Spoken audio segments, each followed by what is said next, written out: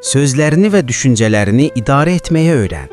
Fikirlərinin sənin daxili dünyanı təşkil etdiyini unutma.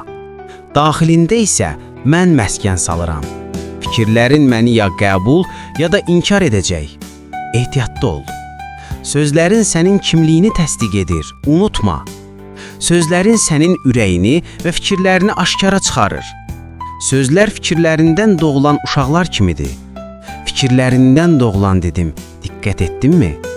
Necə ki, uşaqlar doğulanda onların tərbiyəsinə öz ürəyini tərbiyə etməkdən başlayırsansa, eləcə də sözlərinin tərbiyəsi fikirlərindən başlayır. Sən öncə fikirlərini tərbiyə etməyi öyrənməlisən.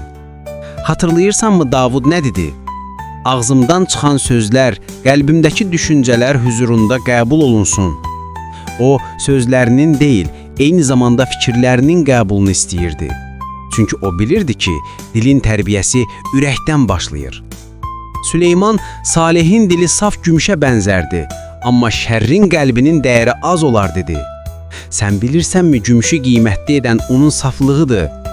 Gümüşün çəkisinin üzərinə saflığın qiyməti hesablanır və gümüşə dəyər verilir.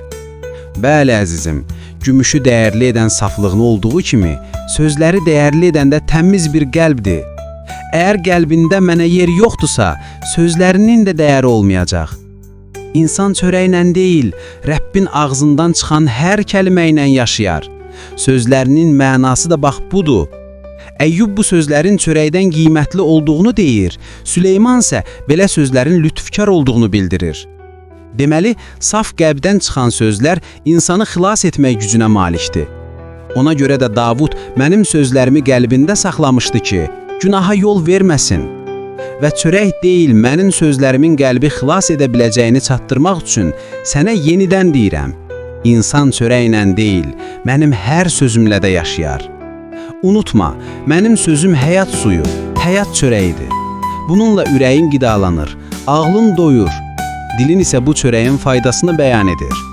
Hə əzizim, indi gəl, acmış ürəyini çörəyimlə doydur, həyat suyunu müftə götür.